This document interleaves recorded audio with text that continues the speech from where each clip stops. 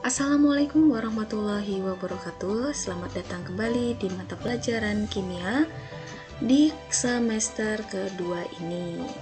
Nah, di semester kemarin kita sudah banyak belajar mengenai kimia, apa itu kimia, apa itu materi, apa aja yang ada di dalam kimia itu, apa aja yang ada di dalam materi itu.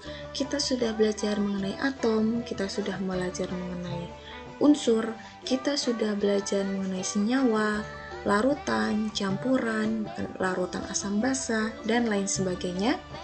Nah, di semester kedua ini kita akan melanjutkan pembahasan kita yang ada di semester 1 kemarin, tentunya dengan lebih seru lagi. Masih bersama dengan saya, Ibu Devi.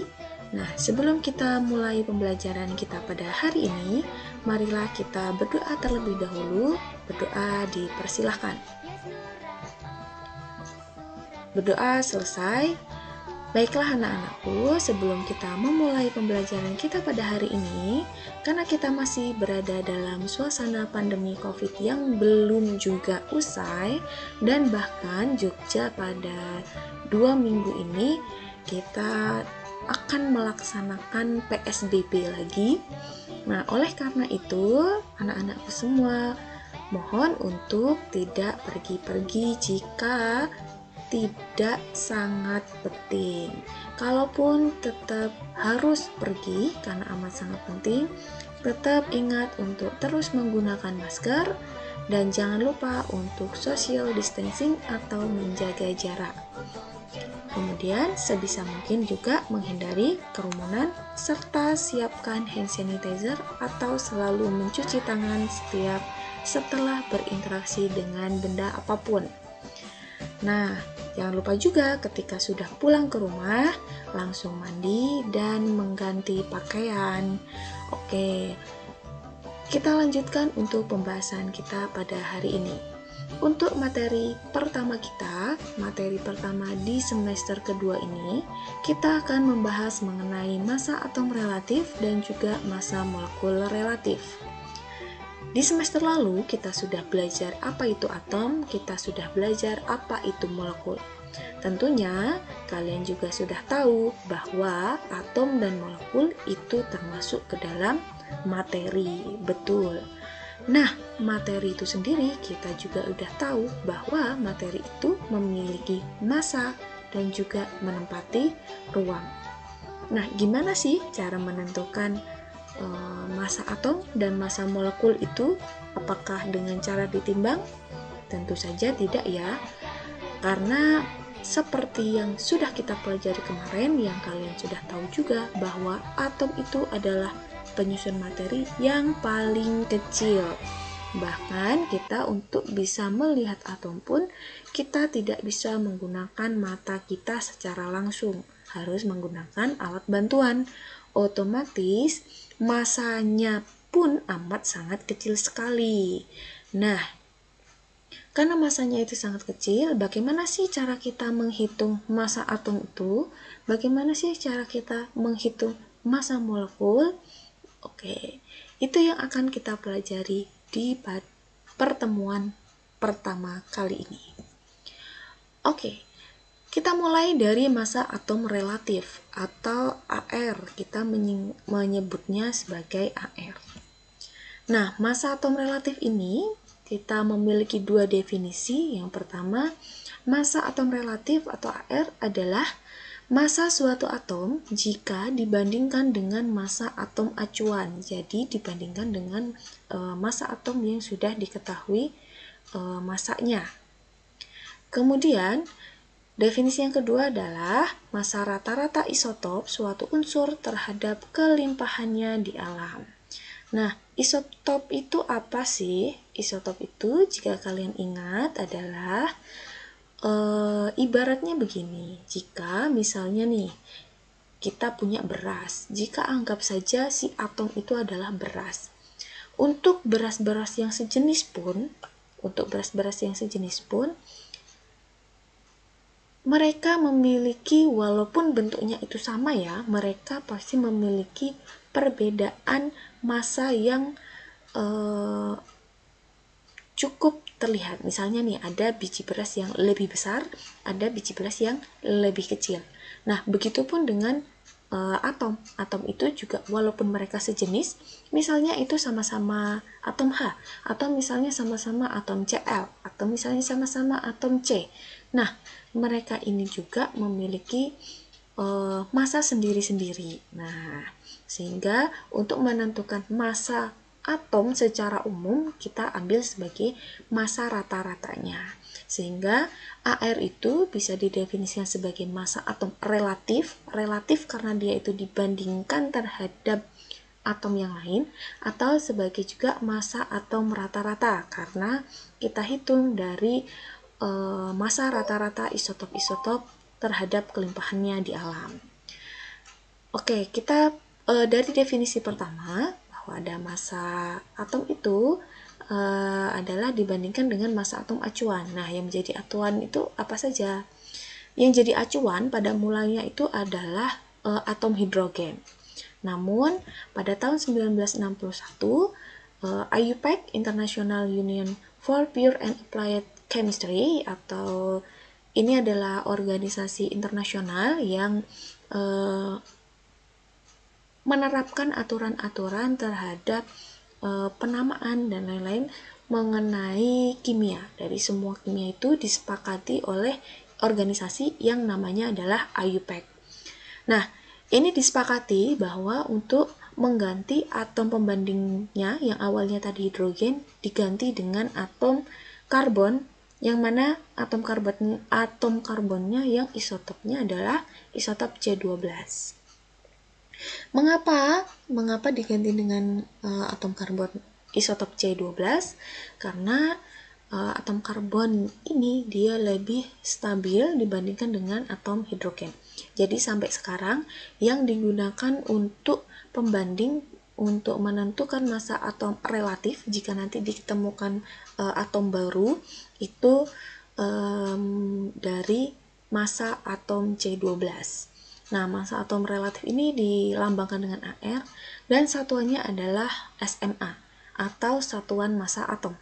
Jadi dia satuannya udah bukan gram lagi ya, tapi satuannya udah satuan massa atom. Karena kalau kita konversikan ke gram itu akan sangat kecil sekali gitu. Jadi dia tidak disatukan dalam satuan gram ya, tapi disatukan dalam satuan SMA. Nah, karena tadi definisinya itu ada dua macam, tentu untuk menentukan AR kita memiliki dua rumusan. Yang pertama, jika kita menggunakan massa atom C12. Untuk menggunakan massa atom C12, kita dapat menentukan AR menggunakan rumus ini, yaitu AR unsur X dapat dihitung dengan menghitung massa rata-rata satu atom unsur X dibagi dengan 1/12 massa satu atom C12, di mana X itu adalah lambang atom yang akan kita tentukan. Nah, untuk yang kedua, untuk menentukan AR, kita bisa menggunakan data kelimpahan isotop-isotop suatu unsur. Jika kita akan mencari AR menggunakan kelimpahan isotop, kita bisa menggunakan rumusan. Untuk mencari AR unsur X, kita bisa menggunakan persen atau kelimpahan unsur X yang pertama atau isotop X yang pertama dikalikan dengan massa isotop X pertama ditambah dengan persen isotop X yang kedua dikalikan dengan massa isotop X yang kedua dibagi dengan total kelimpahannya di alam. Untuk lebih jelasnya, kita langsung saja menggunakan contoh. Di sini saya memiliki dua contoh soal. Yang pertama kita akan mencoba mencari AR menggunakan data pembanding atom C12 dan yang kedua kita akan mencari AR dengan menggunakan data kelimpahan. Baik, untuk yang pertama kita coba jika massa rata-rata suatu atom Mg adalah 4,037 kali 10⁻⁻23 gram, Sedangkan massa 1 atom C12 adalah 1,99268 kali 10 pangkat min 23 gram. Maka berapakah massa atom relatif untuk Mg? Nah, berarti ini kita menggunakan yang perbandingan dengan massa atom C12. Nah, seperti yang kita sudah sebutkan di awal tadi, kita bisa menggunakan rumusan untuk ARMG itu nanti sama dengan itu massa rata-rata si satu atom Mg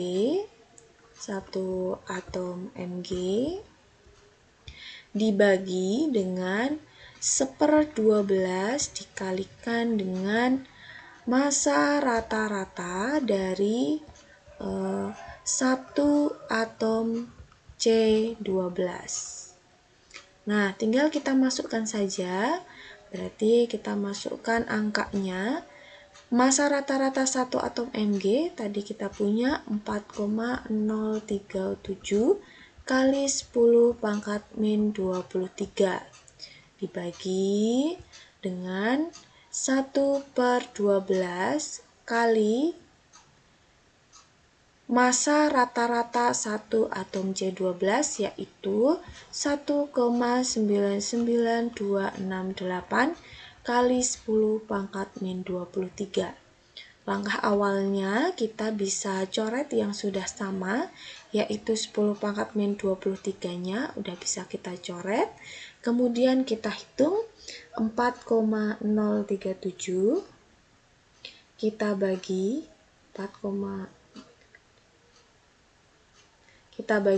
dengan 1,99268 dikalikan dengan 1/12. Akan kita dapatkan angka 24,31092. Nah, ini bisa kita bulatkan menjadi 24. Berarti ARMG adalah 24. Oke, kemudian yang kedua. Untuk yang kedua, atom klorin di alam terdapat dua macam isotop, yaitu Cl35 dan Cl37. Kelimpahan atom Cl35 di alam adalah sebesar 75%, sedangkan kelimpahan atom Cl37 di alam adalah 25%. Berapa massa atom rata-rata atom klorin? Nah, untuk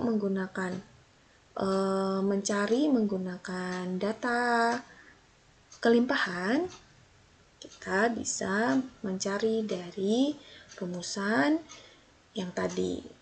Sebelumnya kita jelasin dulu untuk Cl35 itu artinya apa? Artinya bahwa massa untuk isotop yang ini massa Cl-nya adalah 35. Berarti untuk yang Cl37 itu berarti dia massa Cl-nya itu adalah 37. Nah, seperti yang sudah diketahui di soal, untuk yang Cl dengan massa 35 ini dia memiliki kelimpahan sebesar 75%, sedangkan yang 37 memiliki kelimpahan sebesar 25%. Oke, sekarang kita hitung ya. Untuk ARCl berarti kita hitung menggunakan persen Cl yang 35 dikalikan dengan massanya, berarti massa Cl35 ya, ditambah dengan persen Cl37 dikalikan dengan si massa Cl37. Kemudian kita bagi dengan totalnya.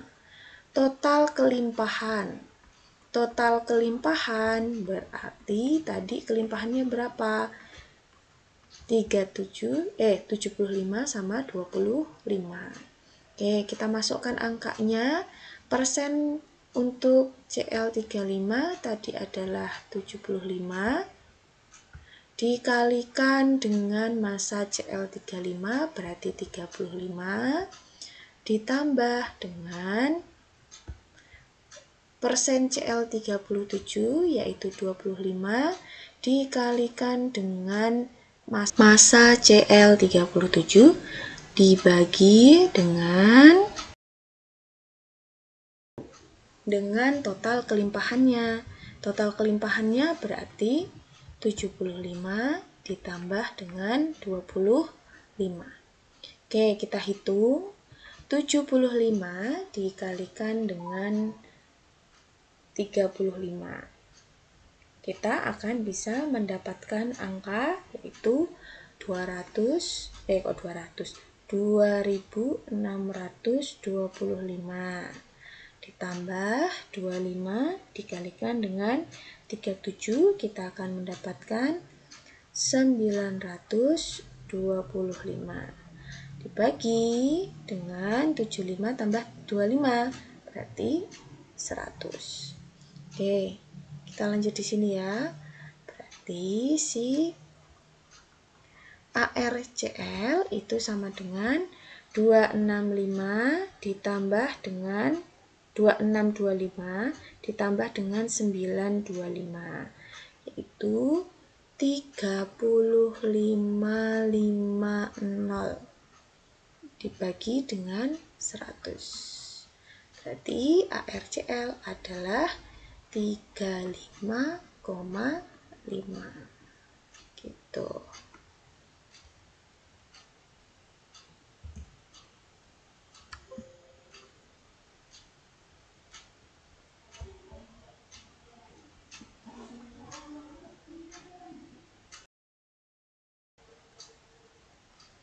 Selain dengan cara menghitung seperti tadi, nah AR ini sebenarnya sudah ada informasinya di SPU atau Sistem Produk Unsur atau Tabel Produk Unsur Kimia.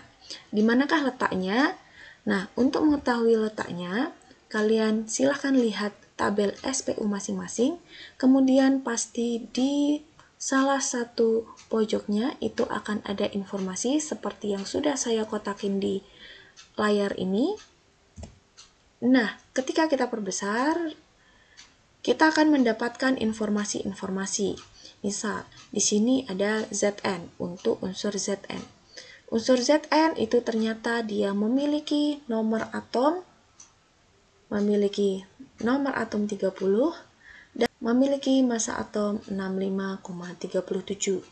Kemudian dia memiliki tingkat oksidasi 2, memiliki titik didih 906, titik lilih 419, massa jenisnya 714, kemudian dia memiliki konfigurasi elektron seperti ini, dan juga memiliki nama Indonesia yaitu Seng. Nah, di manakah massa atomnya atau AR-nya? Ya ini tadi, massa atom relatifnya. Jadi untuk tabel SPU yang saya punya tadi, itu dia memiliki massa atomnya di setiap unsurnya itu diletakkan informasi AR-nya ada di pojok kanan atas di setiap kotak gitu. Oke, kita berlanjut ke massa molekul relatif atau kita singkat dengan MR.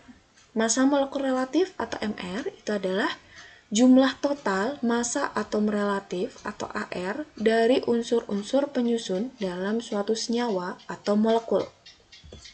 Contoh, jika diketahui ada ARNA itu sebanyak 23, ARN-nya adalah 14, ARO adalah 16, ARC adalah 12, dan ARH adalah 1, maka berapakah MR dari senyawa berikut? Misal yang pertama adalah NaNO3 dan yang kedua adalah CONH2 dua kali. Yuk, semoga kalian masih ingat tata cara penulisan unsur ya, sehingga nanti tidak bingung. Oke, kita mulai dari nomor 1. Kita mulai dari NaNO3. Jika kita perhatikan, untuk Na, NO3, berarti untuk Na ada huruf besar diikuti huruf kecil.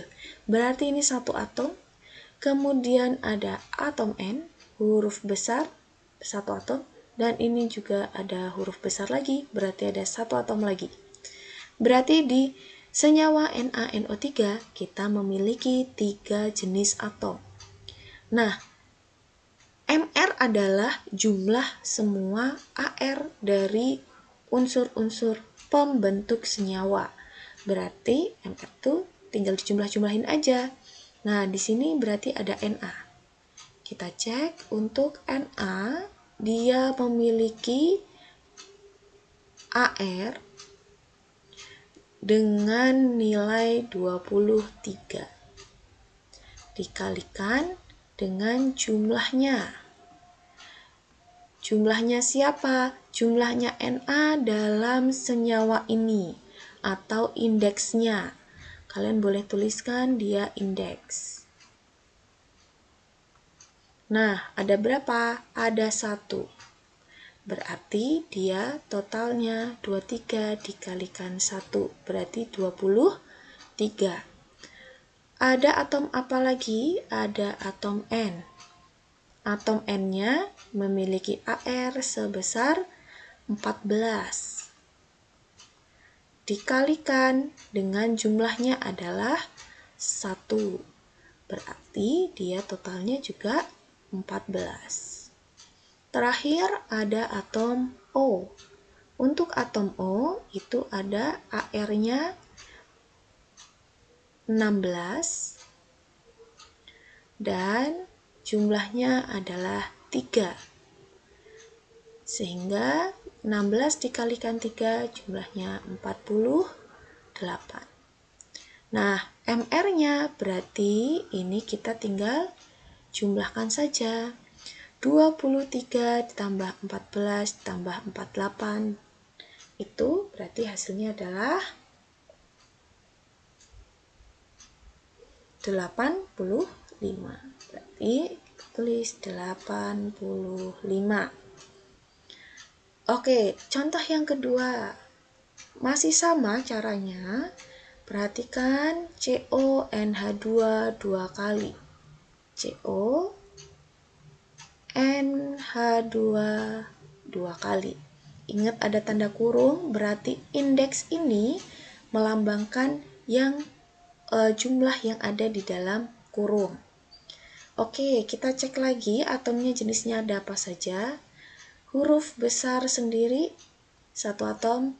Huruf besar lagi, satu atom. N huruf besar, satu atom. H huruf besar, satu atom. Baik, berarti ada C, ada O, ada N, dan ada H. Sama, berarti kita tuliskan Ar dikalikan dengan jumlahnya, jumlah atomnya, atau boleh kita tulis juga indeksnya. Jumlah Ar-nya C adalah 12. Dikalikan dengan jumlahnya 1. Berarti totalnya 12 dikalikan 1 sama dengan 12. Kemudian yang O itu adalah 16. Jumlahnya 1. Berarti dia totalnya juga 16. Kemudian yang N tadi adalah 14. Hati-hati, N ada di dalam kurung. Di dalam kurung jumlahnya 1, di luar kurung ada 2. Berarti 1 dikali 2. Berarti dia dikalikan 2. Sehingga totalnya adalah 28. Kemudian H, Ar-nya 1 dikalikan dengan jumlahnya. Di dalam kurung ada 2, dikalikan dengan angka di luar kurung 2, berarti dikalikan dengan 4. Totalnya berarti sama dengan 4. Oke, sekarang kita jumlahkan semuanya untuk bisa mendapatkan hasilnya. 12 ditambah 16 ditambah 28 ditambah 4. Totalnya adalah 60. Oke, begitulah untuk menentukan AR dan juga MR. Nah, sekian untuk pembelajaran kita hari ini. Semoga bermanfaat dan dapat dimengerti dengan mudah. Jangan lupa untuk mengisi presensi yang sudah saya sediakan di Google Classroom. Juga jangan lupa untuk mengerjakan tugas juga yang sudah saya sediakan juga di Google Classroom. Kemudian jangan lupa setelah ini kita berdoa setelah belajar. Dan keep healthy and happy. Tetap jaga kesehatan dan tetaplah berbahagia. Terima kasih, kita tutup. Assalamualaikum warahmatullahi wabarakatuh.